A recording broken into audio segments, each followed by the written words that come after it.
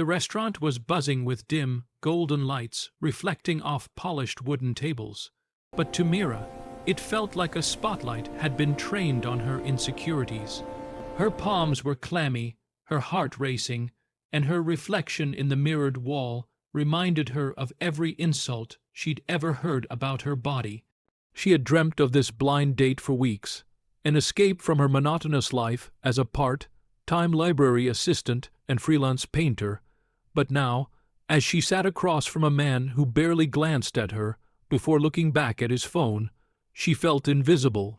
And then he finally spoke with a smirk that pierced deeper than any dagger. "I'm sorry. I don't think this is going to work. You're just too fat." Time seemed to stop. Mira's chest tightened, tears threatening to spill. The carefully planned words she had rehearsed for hours vanished into silence. The waiter's footsteps, the clinking of cutlery, even the low hum of a jazz track overhead became nothing but background noise to the sting of rejection. In that moment, every memory of failed diets, whispered judgment in crowded hallways, and the ache of loneliness converged into one sharp, suffocating truth. She felt unworthy. If you believe in kindness and second chances, don't forget to like, comment, share, and subscribe to the channel Soul of Light. Sometimes the smallest gestures can change a life forever. Mira gathered her bag, trying to mask her trembling hands, and stood abruptly, almost knocking over her chair. She walked toward the exit with her head down, expecting the world to close around her. But then she felt a hand gently tap her shoulder. She turned to see a man from the next table, someone she had barely noticed amidst the dim ambience, holding a cup of coffee. He was around her age, a little older perhaps, with tired but warm eyes and a gentle smile that didn't judge. "Hey," he said softly, "are you okay?" She wanted to shake her head, to run, to disappear, but something in the sincerity of his gaze made her stop. She managed a weak nod, feeling more fragile than she ever had before. "I'm Jonah," he said, holding out his hand, "and I just want you to know, you don't deserve that, not from anyone." Mira blinked, surprised by his courage. "Thank you," she whispered, her voice barely audible. She had spent so many nights alone, crying silently in her small apartment, thinking the world had no room for someone like her. And yet, here was a stranger, someone who saw her, not just her weight, but her humanity. Jonah gestured toward the empty chair across from him. "Sit. I was just about to finish my coffee anyway. Maybe we could talk." Hesitation battled hope inside Mira, but something about his presence felt safe. She sat, smoothing her skirt nervously, and for the first time that evening, the heaviness in her chest seemed to ease slightly. Jonah smiled, a quiet, understanding smile that seemed to say, "I see you, and I'm not going anywhere." He was a single dad, she soon learned, raising an energetic 8-year-old daughter named Clara, who was full of mischief and laughter. His life was a balancing act of school drop-offs, late night work shifts, and small victories that often went unnoticed. But he had a gentle way of telling Mira stories about Clara that made her laugh despite the lingering embarrassment of earlier rejection. The way he spoke about his daughter was tender and loving, and Mira couldn't help but feel drawn to the warmth he radiated. Over the next hour, their conversation flowed easily, weaving through shared interests, childhood memories, and little life struggles that felt too real for a first encounter. Mira talked about her love for painting, how colors became her refuge when the world seemed harsh, and Jonah listened intently, never interrupting, never judging. He didn't see her as a collection of flaws.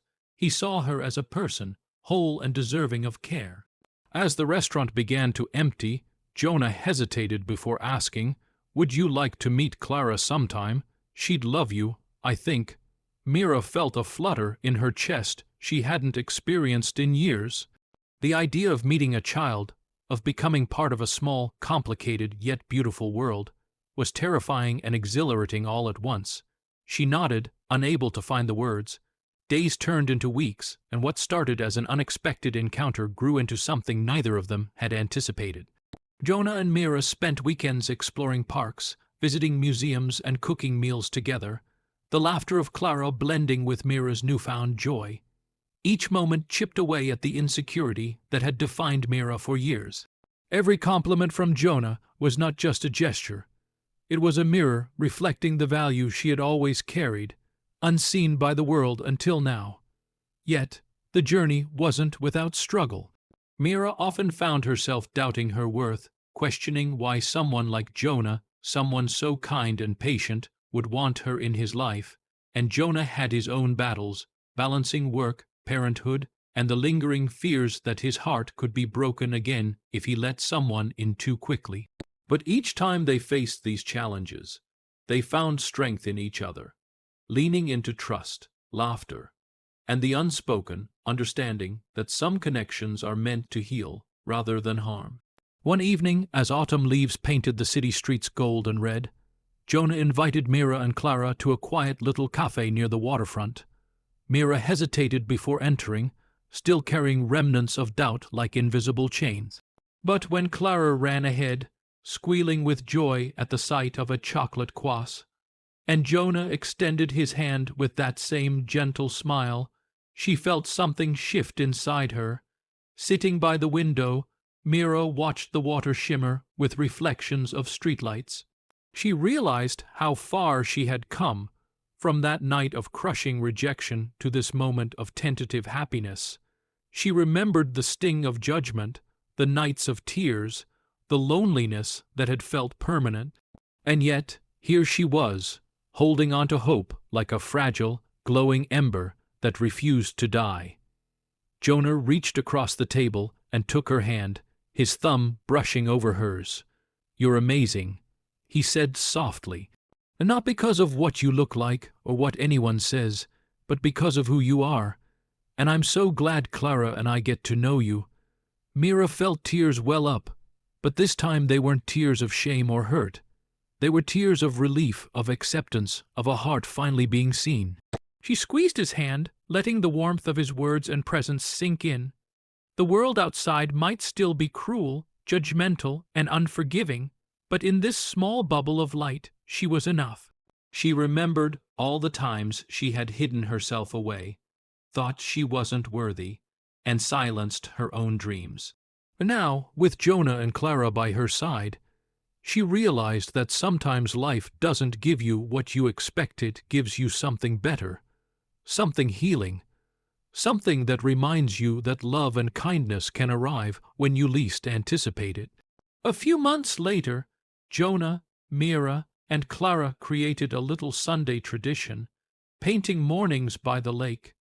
Mira would bring her brushes and paints, Clara would chase ducks, and Jonah would make pancakes while laughing at the messes they inevitably made.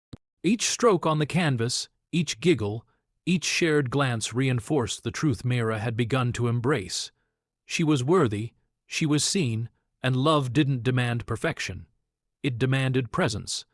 If this story touched your heart, let it remind you that kindness can arrive in the most unexpected ways. Please engage with the video by liking, commenting, sharing, and subscribing, because sometimes your support helps these stories reach someone who needs hope the most. And just before we end, take a moment to honor the quiet courage it takes to keep believing in yourself, even when the world says you're not enough. Because, like Mira, you might just be waiting for a hand to reach out, a heart to see you, and a life to begin anew. Mira's journey wasn't about revenge or proving anyone wrong. It was about rediscovering her own worth, and in that, she found something far more powerful: the transformative magic of compassion, second chances, and the gentle, unwavering love that can heal even the deepest wounds.